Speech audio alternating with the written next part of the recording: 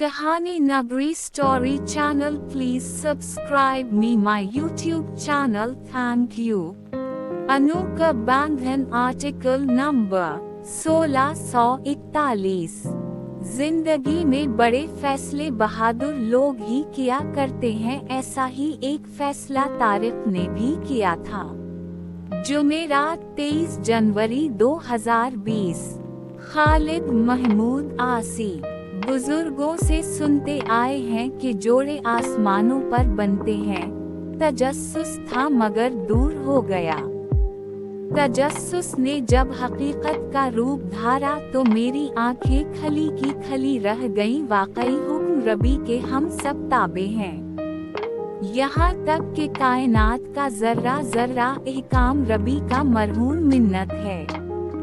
हमारे ही गांव का वाकया है कि गांव के दूसरे मोहल्ले में मेरे एक दोस्त तारिक की शादी थी।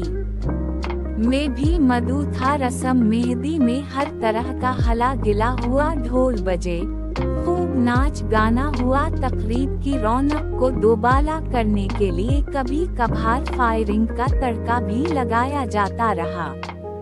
अजीज वाक़ारिब के अलावा काफी तादाद में दोस्त अहबाब भी शादी में शिरकत की गर्ज से तशरीफ फरमा थे। रात तकरीबन 2 बजे तकरीब इख्तिताम पजीर हुई। तारिक का ताल्लुक एक जमींदार घराने से था। जारी है, सब लोगों से जमीन रकबा उनकी ज्यादा थी। कोठी, नौकर चाकर, जरूरियात जिंदगी की हर एक आसाइश मयस्सर थी। आमारात के साथ साथ तारिक एक खूबरू नौजवान भी था। गांव की अक्सर लड़कियां इसके कदमों में हमा वक्त दिल फेंकने को तैयार रहती थीं। कॉलेज में भी इसकी काफी लड़कियों के साथ दोस्ती थी। इसके बावजूद तारिक करैक्टर लेस ना था। हंसमुख, दूसरों के दिलों में घर कर लेने वाला मिलनसार और हमदर्द भी था। गांव में वो बल्ला तफरीक हर किसी के काम आता, दिख दर्द में शरीक होता। मेहंदी की रस्म से फारिग होने के बाद जिसको जहां जगह मिली लेट गया। मैं तो अपने घर लौट आया। सुबह मुझे मेरे एक दोस्त नुमान ने उठाया और बताया, सारे गांव में छान मारा, तारिक का कहीं पता नहीं चला, वो घर से गायब है। सारे अजीज वाक़ारिब और मेहमान परेशान हैं। बारात जाने का टाइम हो रहा है। कारें और बसें हारन बजा बजा कर अपनी आमद की खबर दे रही हैं। बैंड वाले भी पहुंच चुके हैं, मगर तारिक की अचानक गुमशुदगी ने सबके अरमानों पर ओस डाल दी है। न जाने खुशियों को किस जालिम की नजर लग गई। खुशियों भरा आंगन मातम कदा बिन के रह गया है। दोपहर होने को थी, बरादरी के बूढ़ों ने फैसला किया कि तारिक के छोटे भाई अरशद को तैयार करो। सांप भी मर जाएगा और लाठी भी सलामत रहेगी। लड़की वालों की इज्जत भी महफूज रहेगी और लड़के वाले भी लोगों के तानों से बच जाएंगे। इस सारी सूरत हाल से लड़की वाले भी आगाह हो चुके थे।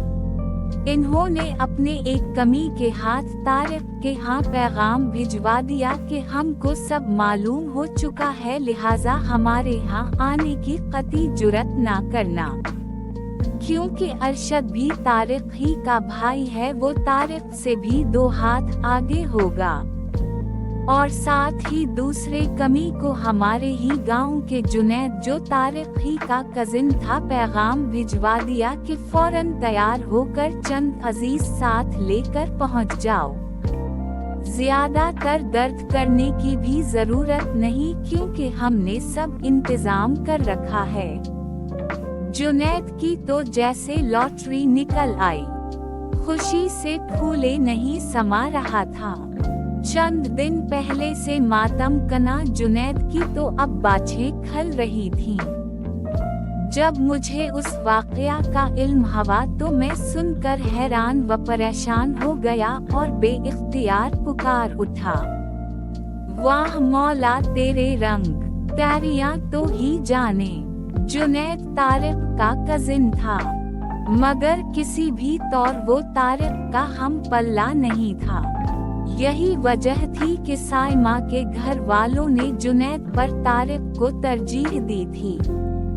हालांकि जुनैद और साइमा एक दूसरे को बचपन से चाहते थे। साइमा जुनैद के सगे मामू की बेटी थी, मगर जहां दौलत की फरावानी हो वहां रिश्तों का तकद्दुस कायम नहीं रखा जाता।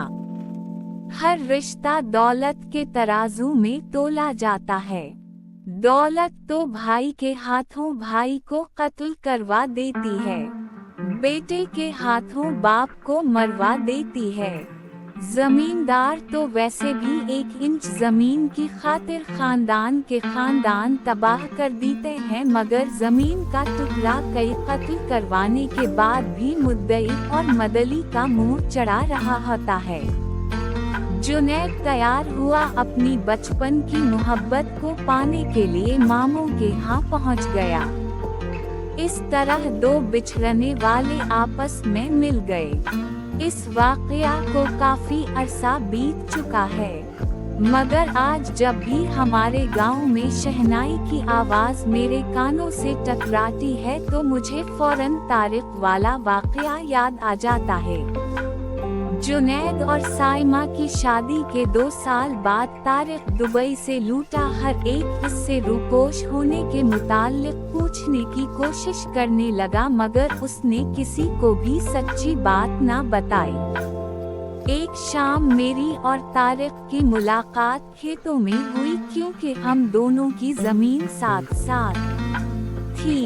मैंने उसे अपने डेरे पर बैठा ली और पूछा, तारिक तुमने सबकी इज्जत खाक में क्यों मला दी? खुशियों भरे गहवारे को खुद अपने ही हाथों से आग लगा गए। कौन सी ऐसी मजबूरी थी जिसकी वजह से तुझे ऐसा करना पड़ा? तारिक कहने लगा, हैदर भाई, सारी जिंदगी आग में जलने से बेहतर था कि चंद दिन के लिए बरा बन जाता, और वो मैं बन गया। मैं ज़मीर का कैदी बनकर जीने से मौत को तरजीह देता। ऐसा करने से मेरे ज़मीर पर जो बोझ था, अब मैं इससे आज़ाद हूँ। अलहमद अल्लाह, अब मेरे ज़मीर पर कोई बोझ नहीं। अगर मैं इस रात घर से ना भागता और साइमा को ब्याह कर ले आता, लोगों की नज़र में वो मेरी बीवी बन जाती, मगर जब इसका दिल ही मुझे कबूल ना करता तो मैं इस जिंदा लाश का किया करता। हैदर भाई, शादी का मकसद तो ये होता है कि जुबान से इकरार और दिल से तस्दीक। हमारे मुआशरे में ज़बरदस्ती ये सब कुछ करवाया जाता है। मैं ऐसी सख्ती के खिलाफ हूँ। मेरे इल्म में था कि साइमा और जुनैद बचपन से एक दूसरे को चाहते हैं, और उनकी मोहब्बत के इस पाक रिश्ते को मेरी दौलत से तोला जा रहा है, और जुनैद को इसलिए ठुकराया जा रहा है कि वो हमारे हम पल्ला नहीं। हालांकि साइमा के वालिद जुनैद के सगे मामू हैं। मुझे ये सब अच्छा नहीं लगा। मेरे ज़मीर ने मुझे मलामत की कि मेरी वजह से 2 मोहब्बत करने वाले दिलों का खून हो रहा है, और ये जुर्म सरजद मुझसे करवाया जा रहा है। मैंने सोचा क्यों कातिल बनूं? लोग 4 दिन बातें बनाएंगे, बरादरी वाले भी मेरे अहल खाना को खट्टी मीठी सुनाएंगे। इससे कोई फर्क नहीं पड़ता।